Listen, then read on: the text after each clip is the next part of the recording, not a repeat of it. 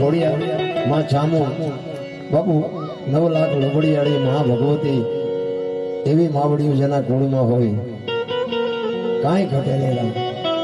એક મહાકોર તમારી સોરતા હોય પણ 5 દિવસ બાપુ એક વખત માના ચરણમાં નમી અને જાઓ, કોઈ કામ બાપુ અટકે નહીં. માં ભગવતીના એવા કાંઈક પરચા પડ્યા છે.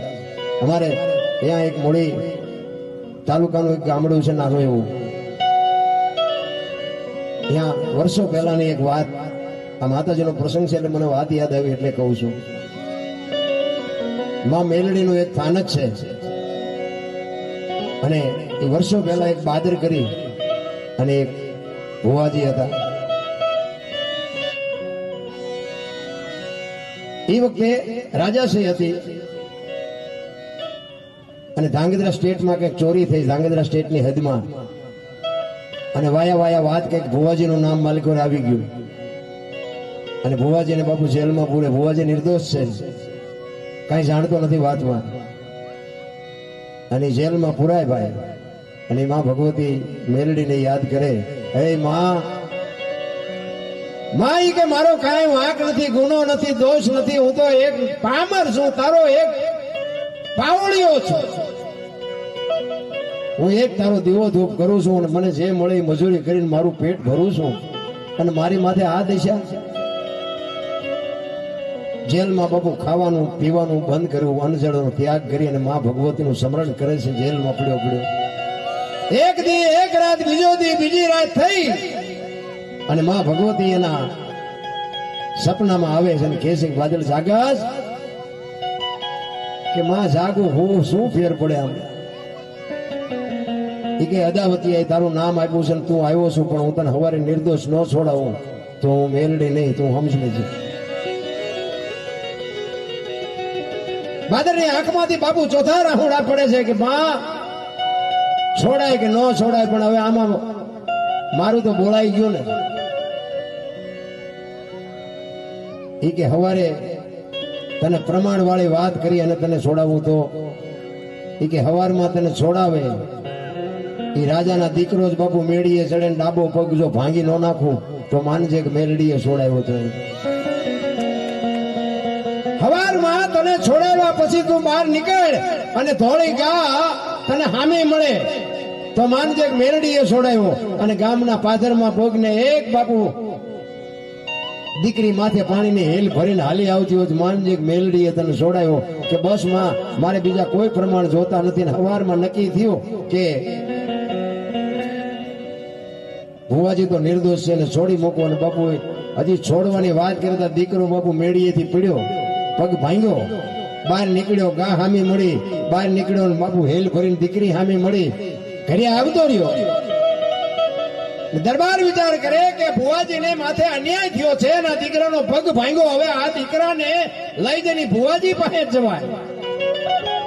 ભુવાજી પાસે આવે, ભુવાજી કહે છે ભાઈ હું આમાં શું કરી શકું, પગ ભાંગ્યો એમાં હું શું કરું. એ કે પણ અમારે કાંઈ જાણવું નથી, તમે ખાલી એને પાટો બાંધી દો, અમારે બીજું કાંઈ સાંભળવું નથી. એ કે પણ પાટો હું શું બાંધું. એ કે દવાખાનું તમે છો, માતાજીએ તમે છો, ડોક્ટરે તમે છો, આનો પગ તમારે હમો કરવાનો છે. એ માં ભગવતીને બાબુ એક ગુગળનો તેલનો ધૂપ કરી દીવો કરીને માં તું આબુ રાખજે કઈને પાણી વાળો કરીને પાટો બાંધ્યો. એ 15 દી ધ્યાન હાજો થયો બાપુ. આજની તારીખમાં ઈ ગામના જે છે એ બાયુને બાપુ હાથ પગ ભાંગે ને ઈ મેલડીનો આજે જે ભૂવો છે ને એને બાપુ પાણી વાળો પાટો બાંધે મટી જાય ને દવાખાને જવું નથી પડતું. આ ઈ ભગવતી કાંઈક પ્રમાણ પડ્યા છે બાપુ. ખાધેલા રોકાવી નાખ્યા, ખાધેલા. શું તમે જોગમાયાની વાત કરો છો? એ તો જેને નથી માનવું એને આપણે કોઈ મનાવવા નથી. પણ તમારો બાપુ અંતરનો નાદ હોય ને બાપુ જો હાંજ પડે, એક સવારે માનતા કરી અને હાજે જો બાપુ ભડાકો ન બોલાવે તો આ ભગવતી. આ ચાંદને મૂંડ બાપુ મેં હમણાં વાત કરી, ચોટીલા ઉપર બેઠી છે માં ભગવતી, આ તમારે ચામુંડમાં. વિચાર કરજો, ચંડ નો બાપુ ઇતિહાસ તમે ખોલો તો તમને ખબર પડે ચંડ મૂંડ કેવા હતા. અને રાક્ષસોનો સંહાર કરવા માટે બાપુ તેથી દેવો હતા, પણ દેવોના ટાંટિયા નથી આંબ્યા ને તેથી બાપુ આ દેવીઓએ કામ કર્યું છે ને એવા બાપુ રાક્ષસોને હતા નહોતા બાપુ આ માં ભગવતીઓએ કર્યા છે. આ દીકરીઓ છે ને, હું એટલે જ કહું છું કે તમે શક્તિ છો. તમે ધારો તો આજે બાળીને ભસ્મ કરી દો, દીકરીમાં તાકાત છે, પણ હવે ફેશનમાં દી ઉઠાડ્યો છે તો કેવું કોને? દીકરી છે, દીકરી છે ભલામણા. અખિલ બ્રહ્માંડના માલિકના વિશ્વનું જો કોઈ સર્જન કર્યું હોય તો માં ભગવતી દેવી શક્તિએ સર્જન કર્યું છે. બ્રહ્માએ પછી, વિષ્ણુએ પછી, શિવે પછી, બધાએ પછી આ ધરતીનો પિંડ માં ભગવતી દેવી શક્તિએ બનાવ્યો છે. આ તમે એનું છે ને, આ બધા બેઠા છે ને આપણે, એ માં ભગવતીનો પ્રતાપ છે. આ દુનિયાનો ધણી કોક બીજો છે ને થઈ ગયા બીજા. અત્યારે તમે જોવો તો આ ખેતર કોનું કે ફલાણા ભાઈનું, આ મકાન કોનું કે ફલાણા ભાઈનું, આ વાહન કોનું ને ફલાણા ભાઈનું. માનું છે નામ જ નથી આવતું, નકર છે આ બધું માનું.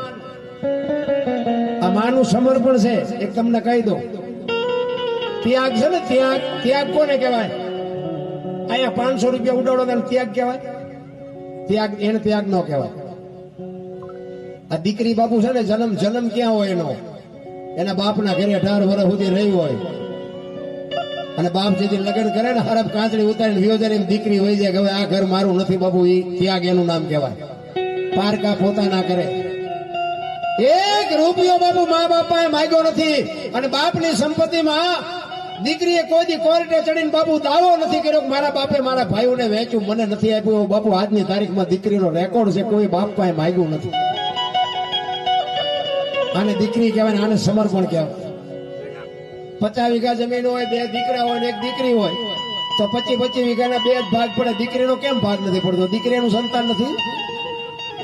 પણ દીકરીએ દાવો કરી દીધો કે મારે આમાંથી ન જોઈએ, મારા બાપનું છે ને, મારા ભાઈઓને ભલે વેચી નાખે. સમર્પણ એને કહેવાય. અને આ 25 વીઘામાં જો એકાદો વીઘો ઓછું આવ્યું હોય, એ 25 વીઘા વીવું જાય, ભલે વીવું જાય, પણ પાછો પડે તો ફલાણા બાપનો નહીં, એ દીકરા. આ રામાયણ છે ને, રામાયણ એ તમને મને એ જ કહે છે. અખિલ બ્રહ્માંડના માલિક રામચંદ્ર પરમાત્મા વનમાં ગયા ને, લક્ષ્મણને કહે છે, લક્ષ્મણ 14 વર્ષ કાલ પૂરા થઈ જાય, હું આવતો રહીશ. રાજનું ધ્યાન રાખજે, બાપનું ધ્યાન રાખજે, પ્રજાનું ધ્યાન રાખજે. ત્યારે લક્ષ્મણ કહે છે, મોટા ભાઈ તમે બાપ છો મારા, સીતાજી મારી માં છે. મારા મા બાપ વનમાં જતા હોય તો અયોધ્યાનું રાજ જેને જોઈને મુબારક, અયોધ્યાની ગાદી બાકસના ખોખા ઘોડે રખડતી હતી, કોઈ ધણી નહોતો. નોખી નોખી માયુના છોકરા હતા બાપુ. રામાયણ જોજો. અયોધ્યાની ગાદી એટલે દશરથ તારો દરબાર ઇન્દ્ર જેની આશા કરે, તેથી ભાઈઓ વિનાનું બેકાર કડવું લાગે કાગડા. અયોધ્યાની ગાદીનો કોઈ ધણી નહોતો. અત્યારે એક વેચ જમીન હાટું હગો ભાઈ હગા ભાઈને મારી નાખે. આપણે જોઈએ છીએ ને તો આપણે એમ કે રામાયણ ક્યાં ગઈ? એક જાય ઉપર, એક જાય જેલમાં. જમીન તો અહીંયા પડી હોય. પછી જેલમાં જો એની ખબર કાઢવા જાઓ એટલે શું કે ઓલું પસાવી કર્યું જાય ભલે જાય, પણ મને બારો કઢાવો. તા વેચ જવા દીધી હોત તો. જે ત્યાગ કરે છે ને એનું બાબુ કોઈ દી ખોટું નથી. અને આ જો મહાભારત, કૃષ્ણ પરમાત્મા દુર્યોધન પાસે જઈને કીધું કે આ ન કરાય, ઈ કે હોવાના નાકડી હણી જેટલું નથી દેવું. ઈ કે બાજવું પડશે, કે બાજવું છે પણ દેવું નથી. ઈ બાજ્યા. આખી દુનિયા જાણે છે ને શું કાઢ્યું. અરે બાપુ ભીષ્મ જેવાની હાજરી હતી તોય ન રોકી ગયા. સમય સમય બળવાન હે નહીં પુરુષ બળવાન, કાબે અર્જુન ને લૂંટ્યો હોય ધનુષ ને હોય બાણ. કુરુક્ષેત્રના મેદાનમાં ગંગાનો પુત્ર ભીષ્મની તમને વાત કરું, કેવો હતો બળવાન. કૌરવના પક્ષમાં ભીષ્મ પિતા છે, પાંડવના પક્ષમાં કૃષ્ણ પરમાત્મા છે. એ હામ આવ્યા ને ત્યારે કૃષ્ણ પરમાત્મા ને ભીષ્મ પિતા કહે છે કે તું જે પક્ષમાં હોય ને પક્ષ કોઈ હારે નહીં, પણ આ દુર્યોધન નું અનાજ મેં ખાધું છે એટલે મારે સેનાપતિ બન્યા વગર છૂટકો નથી. મને ખબર છે આમાં વિજય કોનો થવાનો છે, આમાં કેટલા દી યુદ્ધ હાલવાનું છે, કેટલા મરવાના છે, બધી મને ખબર છે, પણ હવે આનું ખાધું છે એટલે મારે છૂટકો નથી. કૃષ્ણ પરમાત્મા કહે છે કે દાદા હથિયાર મારે ઉપાડવાના નથી, હું તો એક અર્જુનનો રથ હલાવનાર સારથી છું. તમારા ભાઈઓનો મામલો છે, તમે જે કરો એ, મારે આમાં કઈ માથું મારવાનું થતું નથી. ભીષ્મ પિતા કહે છે કૃષ્ણ પરમાત્માને કે તમે જો હથિયાર ન ઉપાડો તો આમાં કોની તાકાત છે કે મને કોઈ જીતી કે? બીક તારી એકની જ લાગે છે, બીજા કોઈની બીક નથી લાગતી. કૃષ્ણ પરમાત્મા કહે છે હું તમારી સામે પ્રતિજ્ઞા કરું છું, યુદ્ધ ગમે એવું જામે હું હથિયાર નહીં ઉપાડું. આમ જળ મૂક્યું અને એ જ વખતે બાપુ ભીષ્મએ હાથમાં જળ લઈને મૂક્યો. એ કે કુરુક્ષેત્રના મેદાનમાં બગડાટી બોલતી હોય, જો હથિયાર તને ન ઉપડાવું તો હું ભીષ્મ પિતા નહીં કે તારી સામે જો આ પ્રતિજ્ઞા. અને દુર્યોધન ભીષ્મ પિતાને કહે છે કે દાદા કેટલો પેટમાં મેલ રાખવો છો, મારા પક્ષમાં છો, ખાવશો મારું હથિયાર, મારા રથ મારો અને અર્જુનને મારો એ તમારા ડાબા હાથનો ખેલ 4 દી થયા હજી કઈ કરતા નથી, તમારા પેટમાં મેલ કેટલો છે. અને ભીષ્મના રૂવાડા ઠરડાઈ ગયા હોય કે આ શું મને માનતો હોય છે. અને એ જ વખતે કીધું કે કાલ નપાંડવી પૃથ્વી કરી નાખું, કાલ પાંડવ જેવું નામ ન રહે વધુ દુનિયામાં. અને કૃષ્ણ પરમાત્મા હું જાણા કે દાદો બોલ્યો છે, કાલ શું રિઝલ્ટ આવે કાંઈ નક્કી નહીં.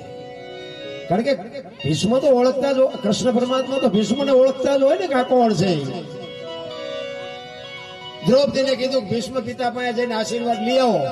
અને ભીષ્મ પિતા પાસે આશીર્વાદ લીધા ને ત્યારે ભીષ્મ પિતાએ કીધું કે અખંડ સૌભાગ્યવતી. માએ કીધું કે તમે કહેતા હતા પાંડવોને રહેવાનું હતું ને એક બાજુ કહો છો કે અખંડ સૌભાગ્યવતી, આમાં સાચું શું? કે આ ખેલ બધા કૃષ્ણના હોય, બીજાના ન હોય. એટલે કૃષ્ણએ બાપુ ક્યાંક ક્યાંક રમત તો કરી છે એવું લાગે આપણને, આપણે થતા નહીં દીધી, પણ આમ એવું લાગે કે જે સત્યના રાયા હોય ને એના હાટું બાપુ ભગવાનને આડું અવળું તો કરવું જ પડ્યું છે. તમે ને હું એક સાચા માર્ગે હોય ને તો બાપુ ભગવતીને તમારા મારા હાટું કંઈક તો કરવું જ પડે, પણ તમારો માર્ગ કાઢી દઈએ એમ. એ ભીષ્મએ પ્રતિજ્ઞા કરી હતી. અને એ જ વખતે રાત્રે કુરુક્ષેત્રના મેદાનમાં કૃષ્ણ પરમાત્મા વિચાર કરે છે કે ભીષ્મએ આવી પ્રતિજ્ઞા કરી, કાલ શું પરિણામ આવશે. અને મેદાનમાં રખડે છે, માથે ચંદ્ર રાતનો ખીલ્યો છે. અને મેદાનમાં નજર કરીને એક બાઈ એમને નજરે દેખાય છે. એટલે કૃષ્ણ પરમાત્માને એમ થયું કે અત્યારે બૈરું કોણ હોય આ મેદાનમાં રાતે. ત્યાં જઈને કહે છે, માં કોણ છો? સફેદ વસ્ત્રો પહેરેલા માં ભગવતી જોગમાયા ઉભી થઈને કહે છે કે હું ભીષ્મની માં ગંગા છું. માં તમે અટાણે આયા શું કામ? કે કાલ મારો દીકરો આ મેદાનમાં પડવાનો છે ને એને કાંટા ને કાંકરા 9 વાગે એટલે વીણવા આવ્યું છે. કૃષ્ણ પરમાત્માને બાપુ ઘૂમરે નાખી દીધા. ભીષ્મ કહે છે કાલ પાંડવોને ન રહેવા દઉં, માં કહે છે કે મારો દીકરો અહીં પડવાનો છે, આમાં સાચું શું? કૃષ્ણ પરમાત્માને બાપુ આખી રાત નીંદર નો આવી. અર્જુનને જઈને જગાડ્યો કે એ ભીષ્મએ કીધું છે કાલ પાંડવોને રહેવા ન દઉં, તમને કે હારો નીંદર આવે છે? અર્જુન કે તમે તો જાગો છો ને અમારે શું જાગીને કામ છે.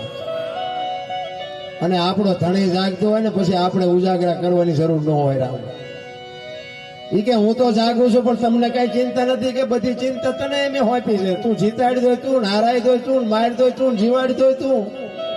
એમાં સુરતા બાપુ માં કોઈ હોય ને તમારી કે તું જીવાડ, કે તું માર, કે તું ખાવા દે, તું ભૂખ્યા રહે, કોઈ દી ભૂખ્યા ન રાખે, એમ સુરતા તમારી સાચી હોવી જોઈએ.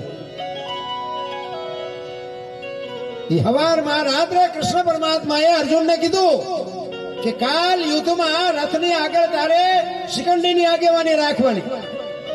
ત્યાં અર્જુન કે શું એમાં બંગડીઓ પહેરી છે શિખંડીની આગળ રાખી?